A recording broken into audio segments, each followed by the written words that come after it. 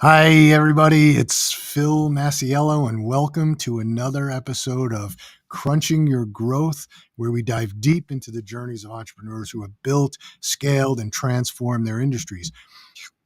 As I said, I'm your host, Phil Masiello, and today we have a truly special guest, someone who redefined the men's grooming industry and built one of the most iconic brands really of our time. Eric Malka is the co-founder of The Art of Shaving, a brand that not only set standards for men's grooming, but also became a household name, leading it to an acquisition by Procter Gamble. Beyond that success, Eric's continued his entrepreneurial journey as an investor, a brand strategist. He helps early stage businesses grow into industry leaders. And today we're going to unpack his journey from start to acquisition.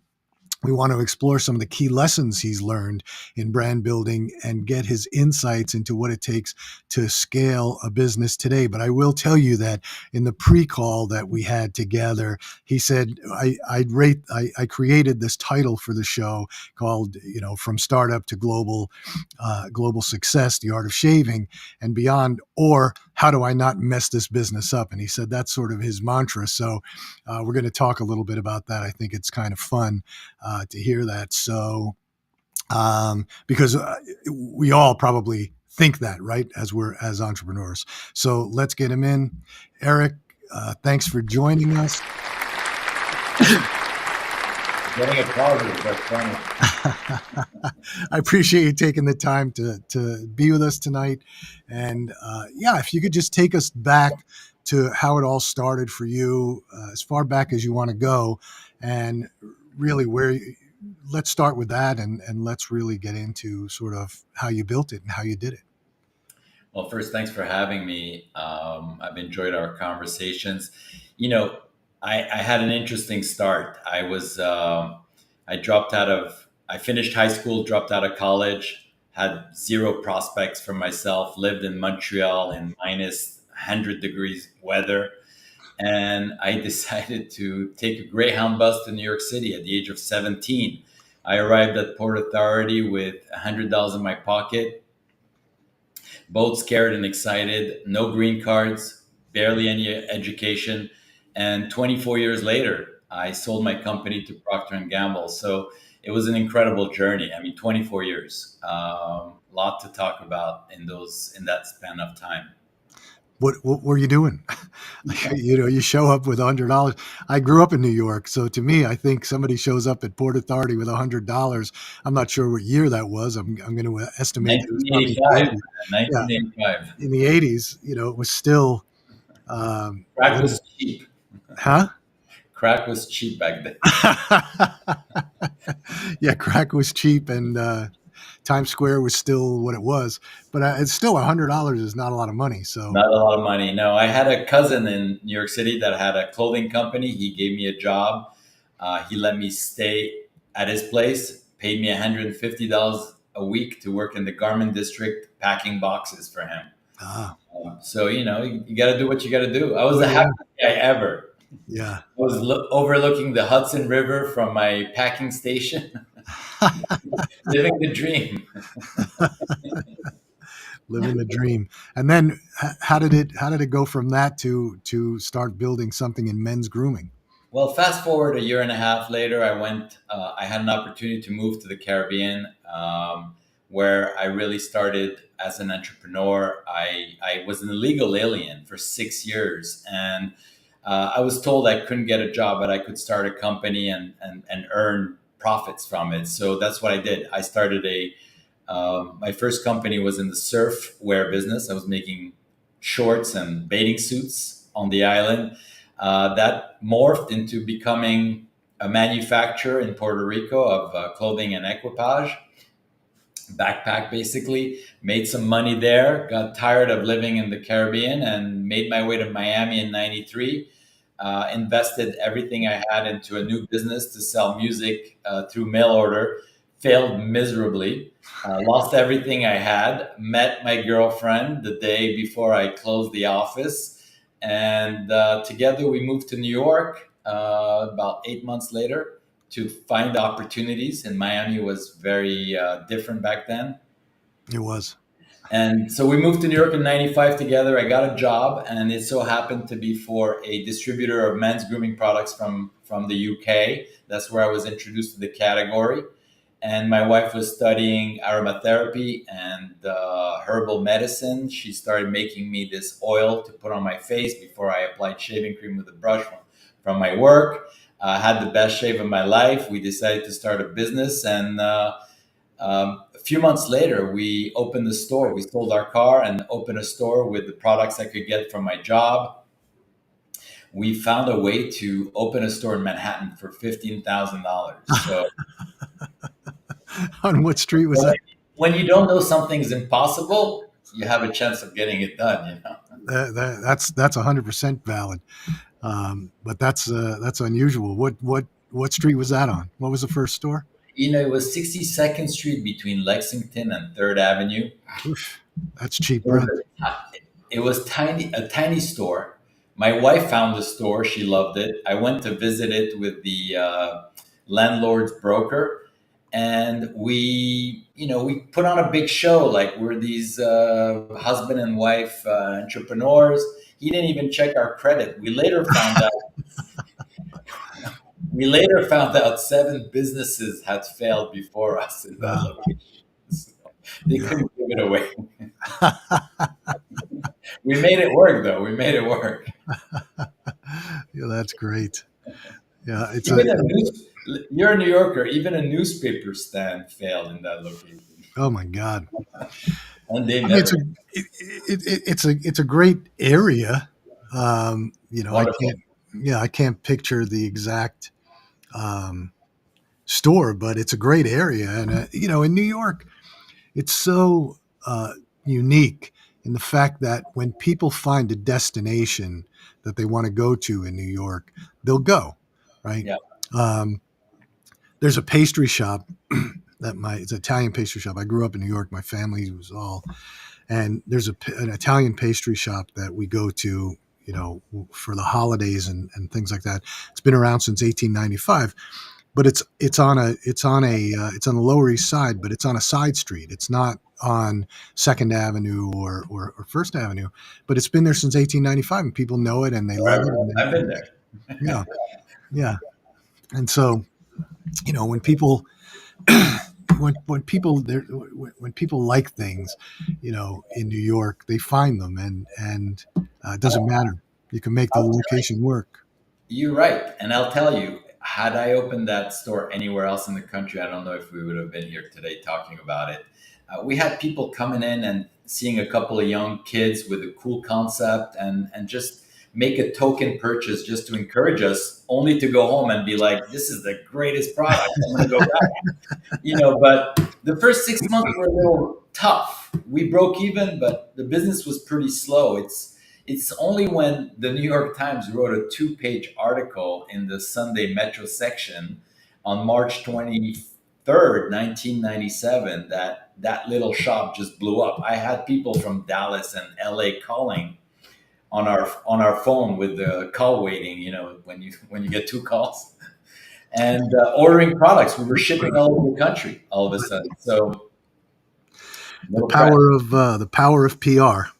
Power of PR, man. That was our first introduction to PR, and boy, it just blew up our business. And with that money, we were able to open a store on Madison Avenue and 46th Street, and that was just off to the races. I mean, hundreds of thousands of men in suits coming out of Grand Central like an ant farm coming Yeah, towards our store every day. It was just incredible.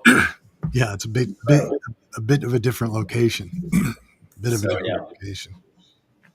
That's great. And so, how many stores did you wind up opening? 145. Really? Yeah, really. I wouldn't lie about it. Wow, that's pretty impressive. Yeah. 145. And that led to the acquisition, or the acquisition. Well, when we were acquired, we had 45 stores. We were ramping. We were opening one store per month when we were acquired, and they kept going. I stayed on with P&G for 2 years, and we set the track for the next 100 stores. So you were opening up 12 stores a year, but not all in New York. Not at all. No.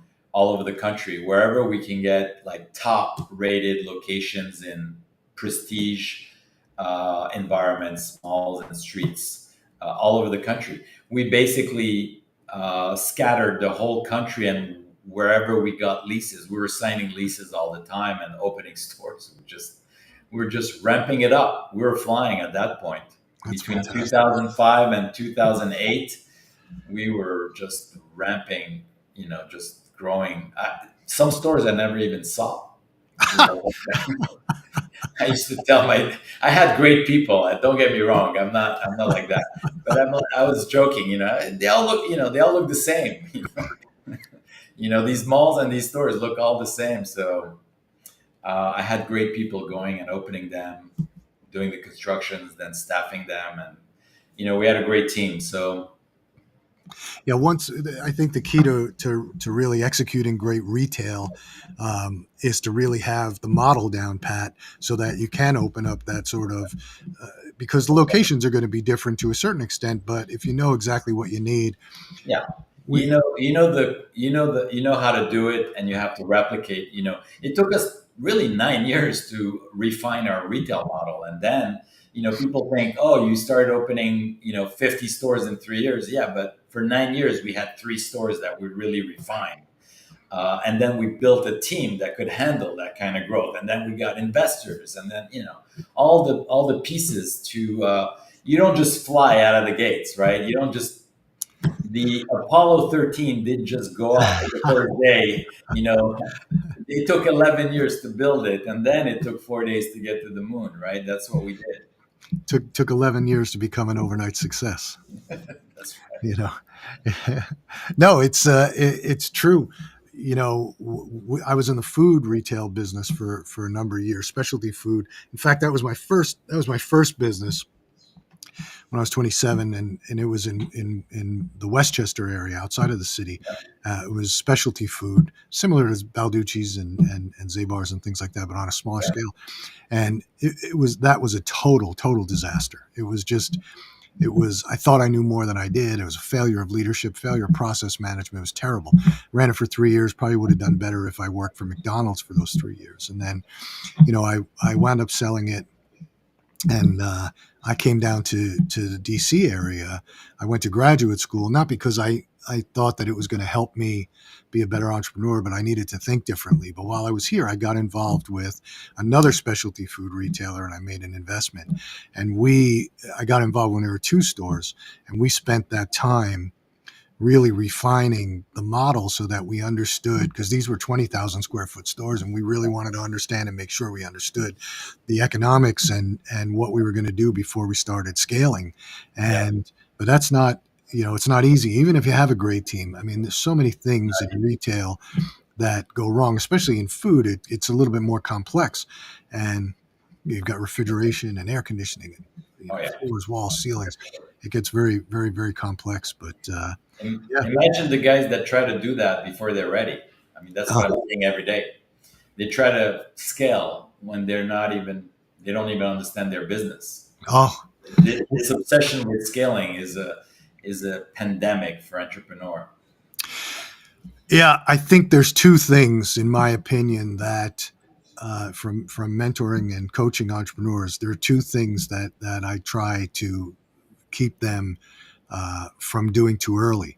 One is trying to scale before you really understand your customer, your economic model, but the second thing is going out and looking for investor money before you're really ready, because it's almost like a badge of honor that these guys have, that they think, well, if I get venture capital dollars, then I'm going to be golden. But those venture capital dollars, they come with an expectation of a return in a certain amount of time, but also they're going to put pressure on you to scale.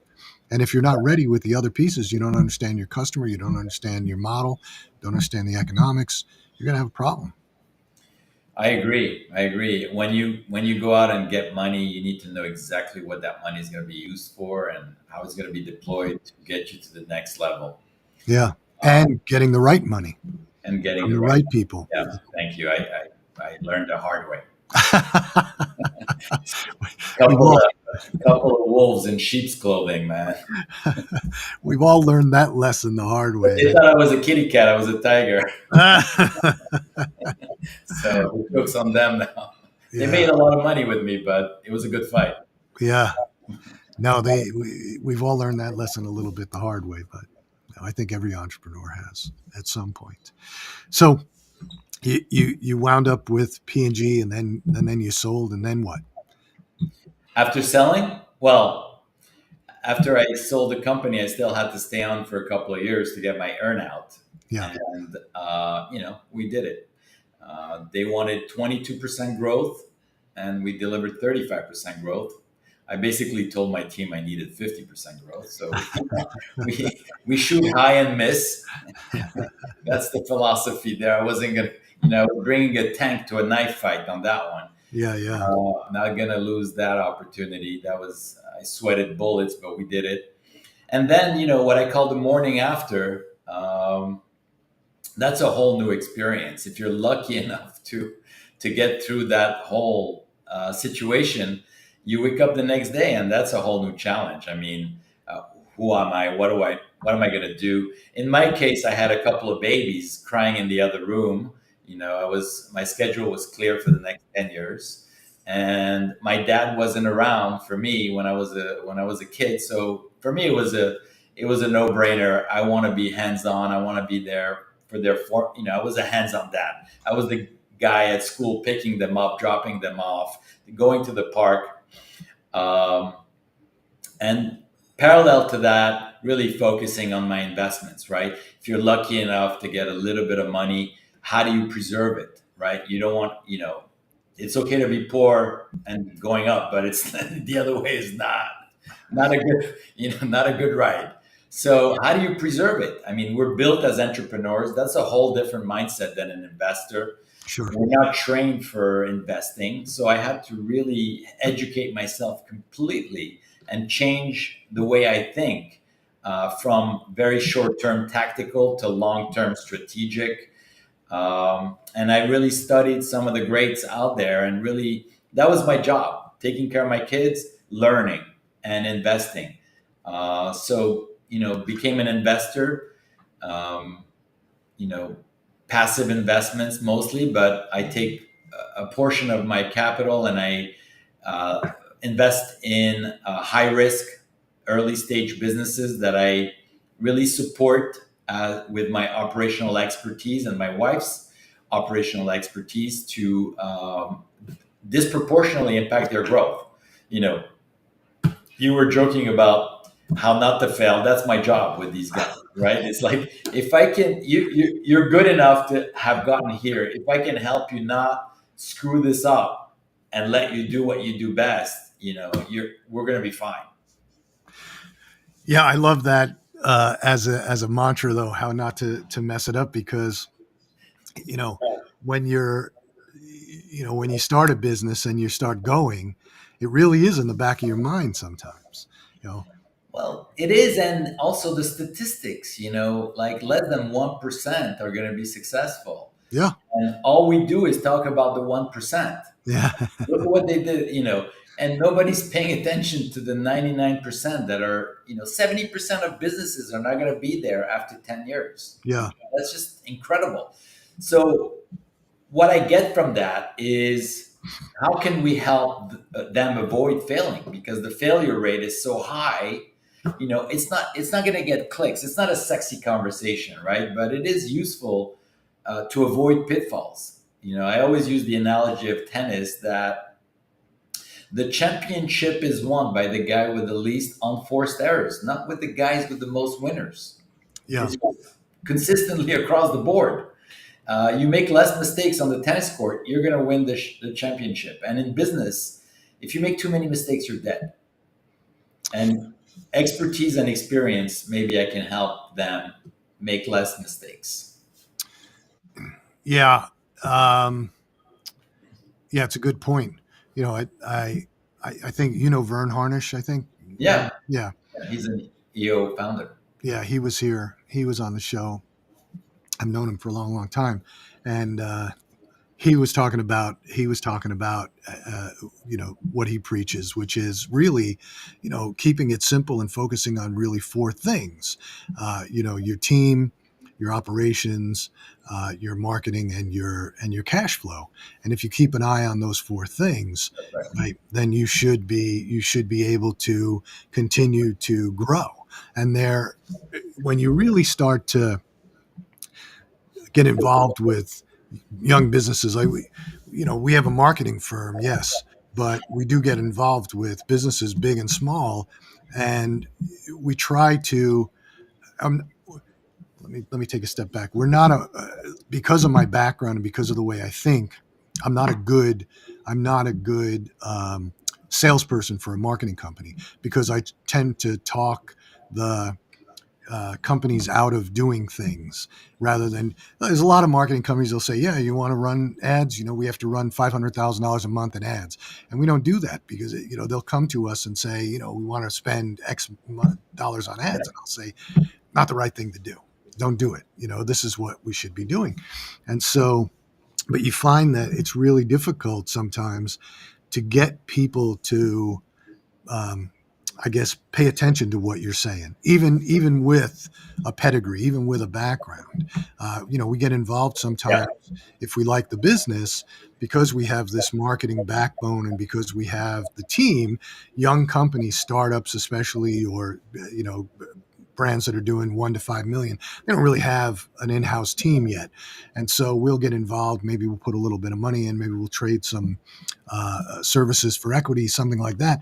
But it's really difficult to get them to really listen to what you have to say a lot of times. And so, uh, Yeah. That's why I work with, where I get involved is when they start understanding that they need help.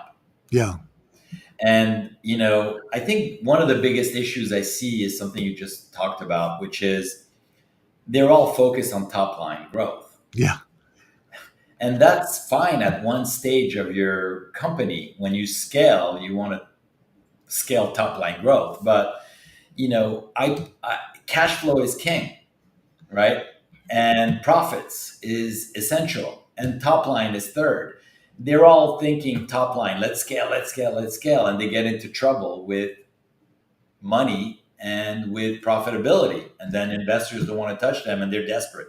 So I agree. I mean, you have to manage your people. You have to have good operations that don't stand in the way of your business, and you have to watch your cash very carefully. And for me, at the art of shaving, something that came very natural to me, maybe because I have an ancestry of uh, salesmen, what do you call it, rug salesmen in the Middle East or something. That's my heritage. I'm all about selling. And from day one I started my company, I cared only about generating revenue. I yeah, just wanted to sell, sell, sell. And it was our philosophy from day one. Our whole culture, our whole business was built on creating a selling organization. I used to ask my staff, what business are we in? They would say, oh, we're in shaving. I'm like, no. Oh, we're men's grooming. No. We're a selling organization, my friend. That's what we do. Shaving is just an excuse for what we do. You know what I yeah, mean? And that was, operation was important, but it was not a dominating factor. I talked to, I mean, how many entrepreneurs have you spoken to that want to increase their sales? And then the next question I ask is, do you have a sales team? No. Do you have a sales process? No. I'm like, okay, we're going to start from the beginning. Let's create a selling organization here, and then everything else can fall into place. And then in my business, for example, I considered every function to be a sales function. The guy in the warehouse, I used to tell them, you're supporting sales. Marketing, you're supporting sales. They knew that. But everybody was supporting sales. yeah, Everybody was bringing the goalpost forward, bring the ball forward. We can't do business without all of these supporting functions, but we have to also remember that we're here to serve the customer. Actually, my salespeople were considered the most important positions in the company, not the CEO. We had an inverted pyramid. They were talking to my customers every day. And to me, the frontline soldiers were the most important people in my company. And the best soldiers were prima donnas. They used to, my managers called me and said, yeah, this person is so difficult to work with. I'm like, dude, that's our number one salesperson in the company. Right. You don't treat Madonna the way you treat the backup singers. She gets the suite and the private jet. They go into the bus and sleep on a cot. You know, so we don't treat. They're not our children. They're not all created equal. We don't love them the same. Our best salespeople, if they give you a hard time, deal with it. So Yeah. these are Yeah. the factors. Some of the philosophies we used. No, but 100% right. I mean, everybody has to be focused on sales. Every company, if you're a product company or you're a SaaS company, it doesn't really matter what kind of company you are. You're still a sales organization, That's it. and you have to sell. You have to sell your services, and you have to understand how to sell. And never forget who feeds you, that Oh customer. yeah. Customer is king, man. How many times have I been treated poorly by a business? This is incredible to me. They're coming into your home. You gotta hug your customer. That's what I learned from Stanley Marcus. Not physically hug your customer. That would be strange. But he meant it metaphorically. You're the shopkeeper mentality, and I think that is still applicable in the digital age. Oh yeah. I don't care if you're 100% digital business. You're a shopkeeper, my friend. You're just a Shopify keeper, maybe, but you're a shopkeeper, and you need to hug your customer, whether it's how they receive your box, how you treat them, how they go through your website. Those things are timeless principles. Well, it's even more applicable today. I'm actually.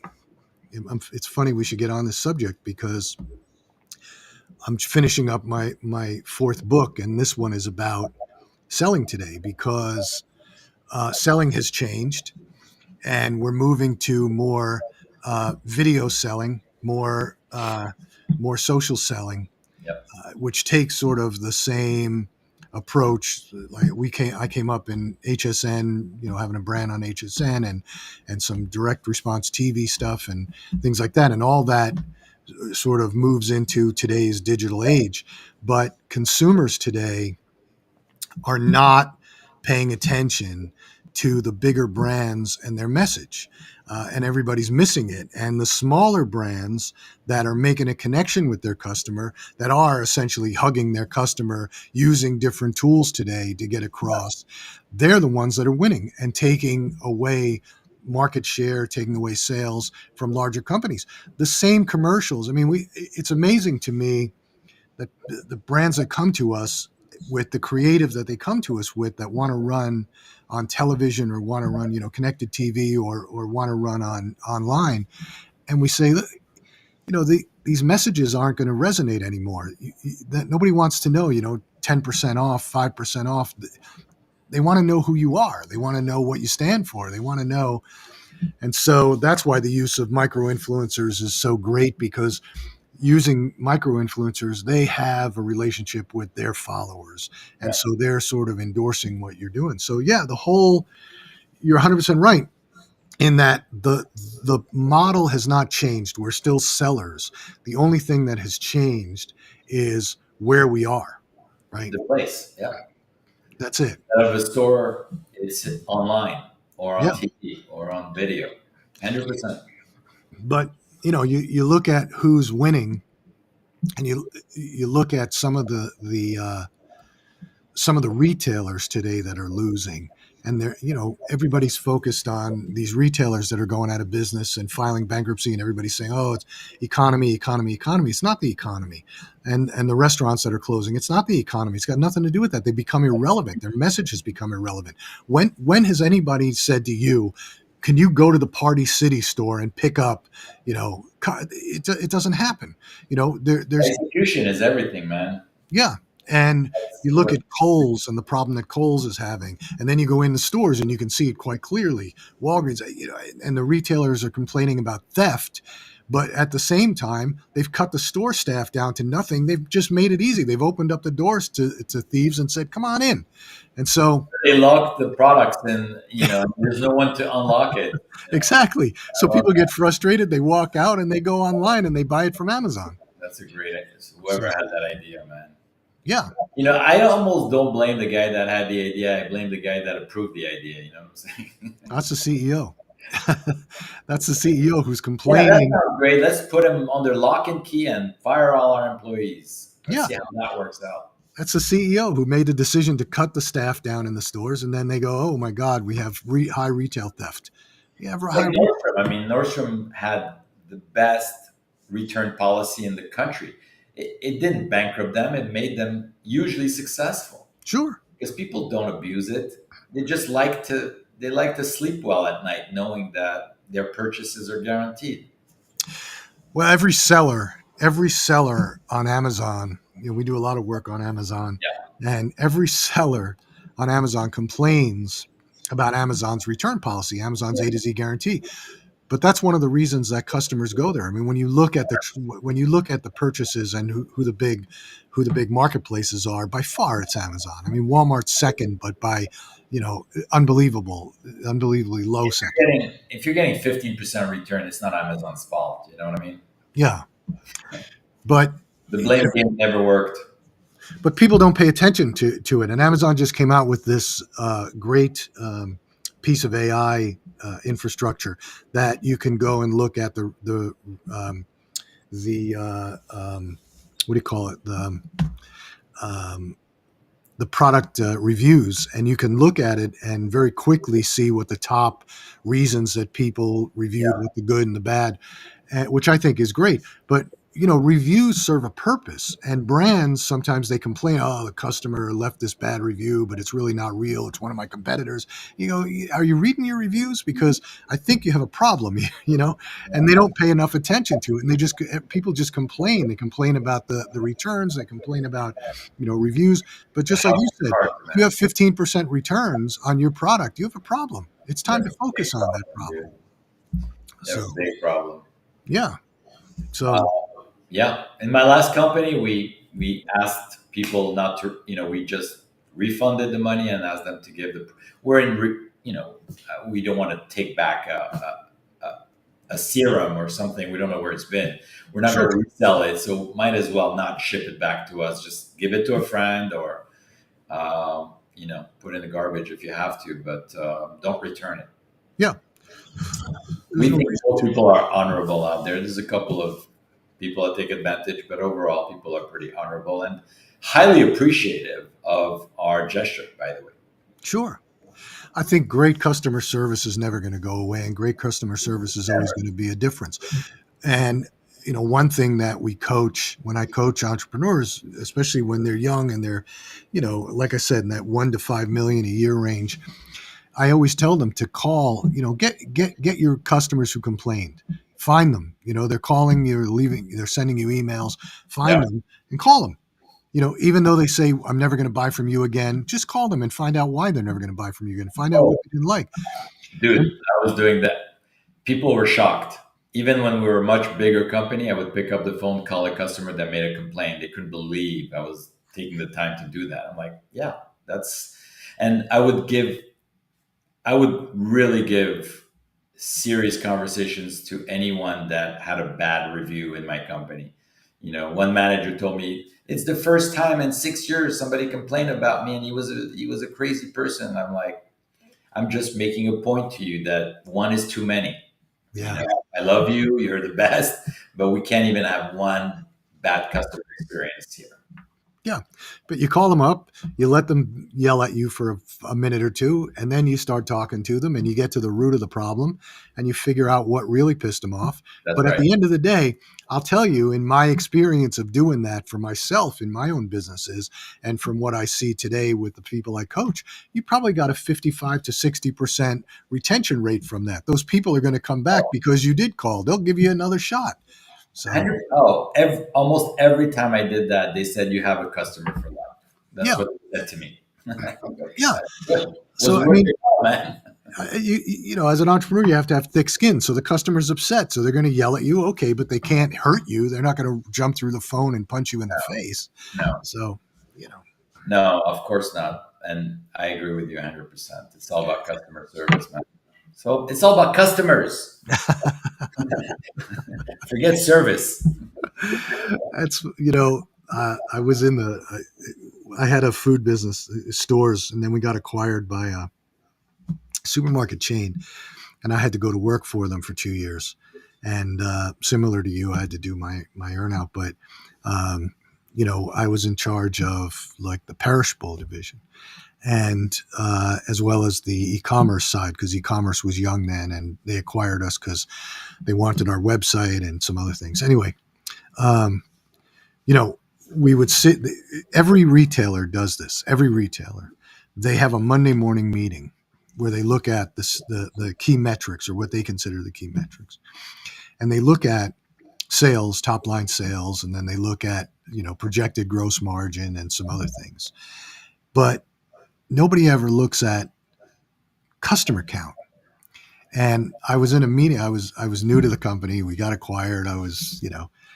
And I said in one of the first meetings, why don't we have number of customers on here, like transactions, customers? They had a frequent shopper card, so they're tracking customers. But I said, because you don't know, just because your sales are up doesn't mean that you're not, that you're growing customers. It just may be inflation. It just may be what they bought in the basket that day. You should be tracking customer count, and growth. Because if you're not growing customers, then eventually it's going to catch up with you. Yeah, you can continue to open up stores and make yourself feel good, but you've got to focus on growing customers. I agree, man. Those Uh, are metrics. Yeah. Without customers, you're going to be in trouble. yeah, without without customers, you don't have a business. I don't care what I don't care what industry you're in. That's something we did early on. I was lucky to learn how to manage metrics in our stores, and we were very sophisticated very early on about tracking statistics for each of our employees in our stores, Yeah, whether it was unit per transactions, dollar, average ticket, sales per hours. We try to track conversion rates, but that was a little bit more challenging. so But that's how we got a 20% lift just by tracking numbers yeah. and confronting those numbers, man. The staff was just improving, especially the good staff. They loved getting better every week. They love to beat their own statistics. Yes, the gamification of business. But if you can't track it, if you can't measure it, you can't track it, you can't progress. So you've got to. Today it's a little bit easier. I mean, that's what I love about e-commerce, and I've been doing e-commerce for over 20 years, and that's what I love about it, is the fact that everything's measurable. And even today, I did TV advertising for a bunch of years, traditional TV, and it used to drive me crazy because we were spending a ton of money, and we had this big investor in one of the companies, and he was very focused on TV, and he kept pushing and pushing, and I kept saying, I don't see it. I listen to the media buyer tell me to buy so that we're on sports channels, or we're on this channel. I said, it just doesn't make sense to me, and I'm not seeing the returns. I can't track it.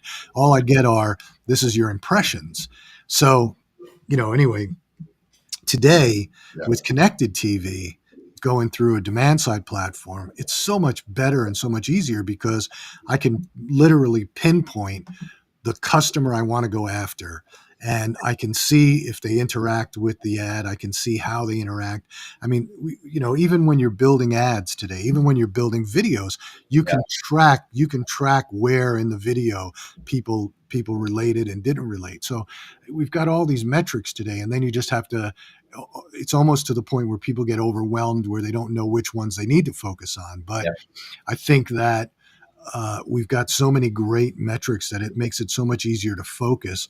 And some product, you said Shopify before. I think Shopify, one of the things they do great, there's two things I think they do great. One is, I think they have the best checkout system to get a customer from in their cart out the door.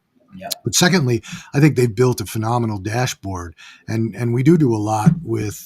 There's a lot of Shopify accounts that we manage for brands, and I think the dashboard is fantastic. Not enough people in the companies look at it. We look at it, but they don't Yeah. look at it. So I know. I've worked with it. It's phenomenal. yeah, so it's a lot of fun. So now what are you doing today? You're working with other brands. You come in and you help them.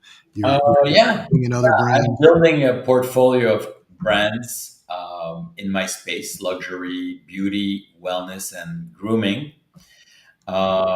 We cherry pick companies that we like and that are in need of our strategic involvement, because we don't just bring money. We're not your traditional angel investor. We write small checks, but we roll up our sleeves and really help you on all fronts with our operational expertise and our industry experience as well as connections.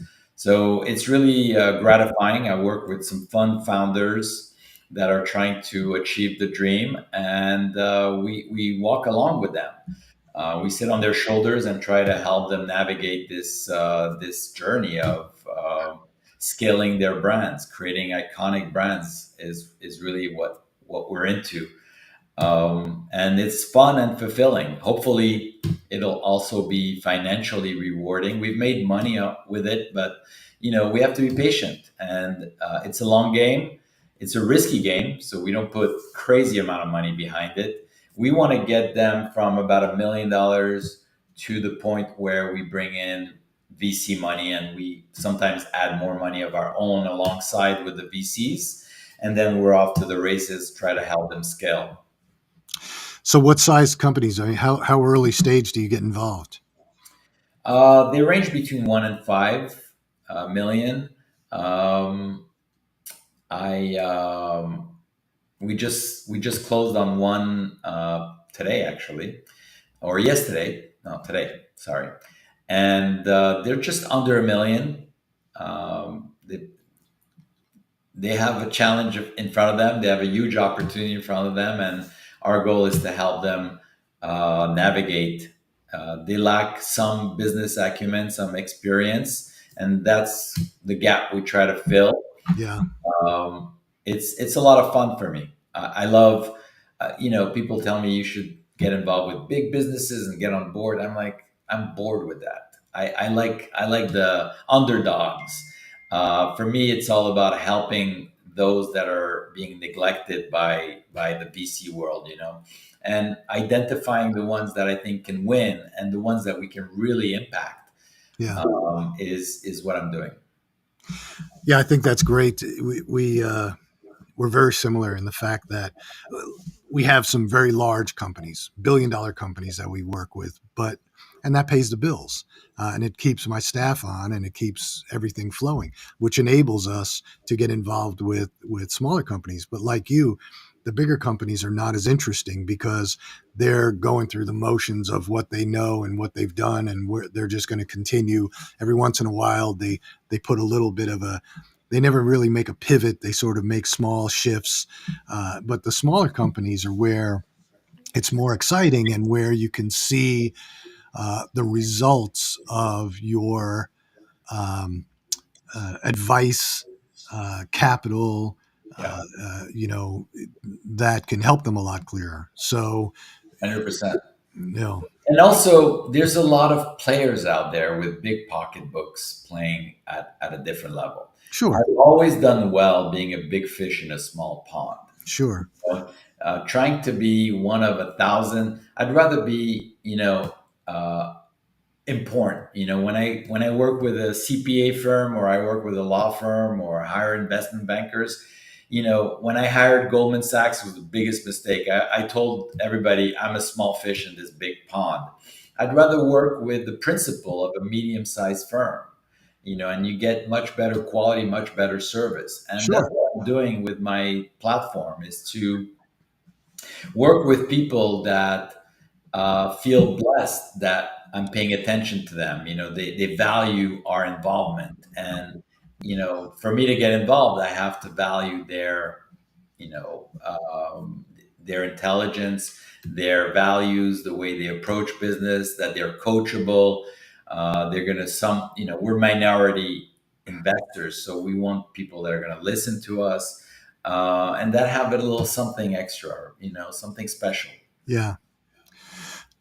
Yeah. It's much better when you've got the attention. I think sometimes people, um, let their egos make decisions for who they work with, Right. more so than their brains. Right? Everybody wants to be able to say, "Well, I've got this startup, and we just hired, Goldman to do something for us. We just hired Merrill to go out and help us raise capital."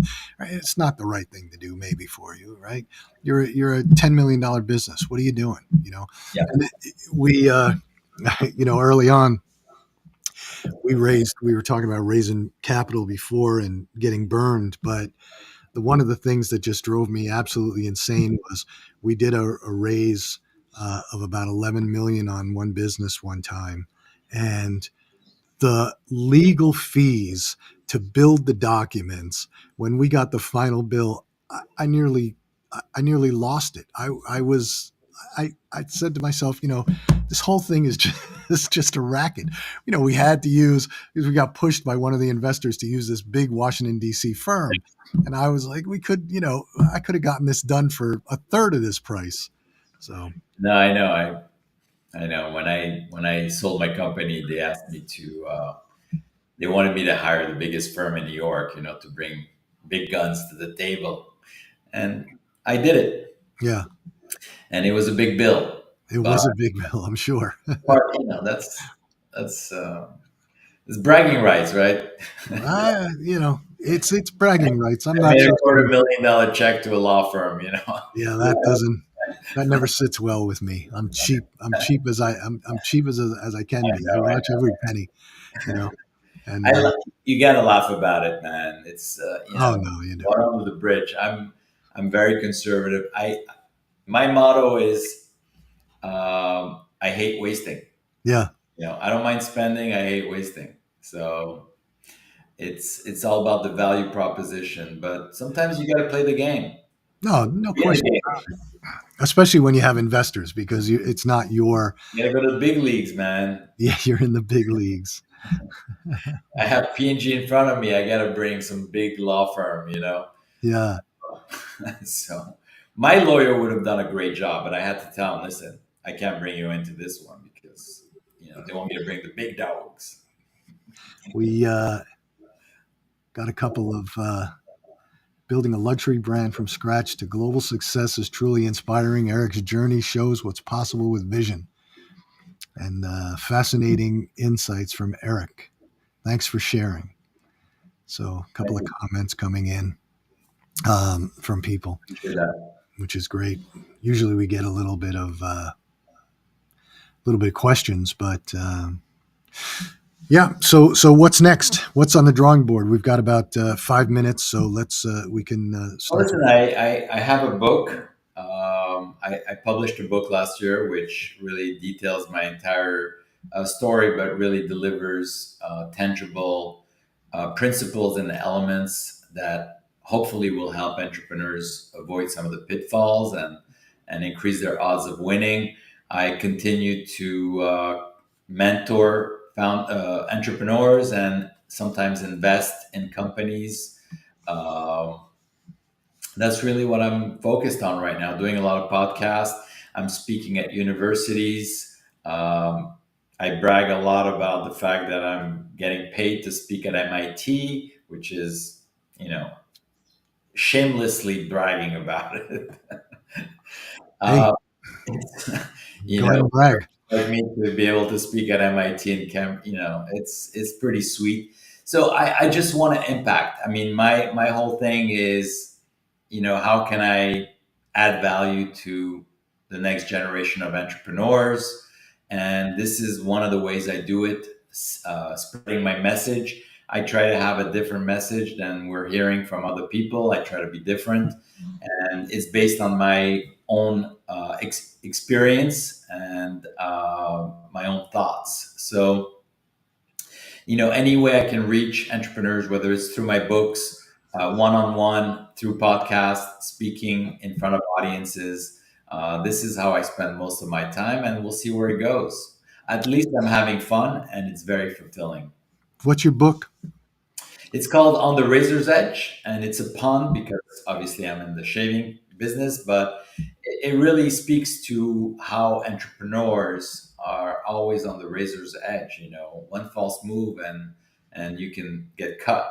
So you can find it almost anywhere online or on my website, ericmalka.com. Um, on my website, I sign every copy. Take me all day right now, but maybe after this podcast, we're gonna get the New York Times article kind of effects. Um, so that's what I do, man. That's what I do. Yeah, just enjoying it. Trying to give back, trying to stay busy, engaged, having fun. You know, it's all about helping. I heard this from a famous guy. He was saying how the first part of your life you learn, second part you earn, and third part you return. So I'm Yeah, in the third part now. yeah. It's it's funny. You did say something before that I wanted to address because we've heard it from a number of entrepreneurs that when they sell their company, you wake up the next day and you're sort of going, what do I do now? And a lot of entrepreneurs go into almost a depression over it. Yeah, And they have to, there's one guy that's an entrepreneur who created a business around sort of therapy for entrepreneurs that's who, great. but we had this guy on who I love. He's been on twice. He was one of my first guests 3 years ago, and he was on again about 2 years ago, and I'll have him on again. His name is Joe Rothley. Back in the 90s, his wife, he's a dog lover, and he was working for the government, and he was in his 50s. His wife said, the dog has bad breath. You have to do something about it. And he was a government worker. He did something with statistics. He was a PhD. So he spent some time in the kitchen, came up with some concoction, did some reading, came up with something, and it worked. And he marketed it. It was Greenies, dog. They're still out there, called Greenies. If you're a dog, if you have a dog, Yeah, and, I remember those. yeah. And he said, we made a decision, my wife and I, that we were just going to go head first into it. We never took the risk. Our house was paid for. He said, but we took our savings, and I left my job, and we did it. He said, and we had to manage for 3 years. Didn't take a salary. My wife had this big spreadsheet on what she was spending and this and that. Anyway, long story short, sold to Mars in the early 2000s for, I'm sure, gobs of money. He had no investors, and he said, it was 3 years of hard work, and then it took off like a hockey stick. He said, but after he sold, he he didn't know what he was going to do with himself.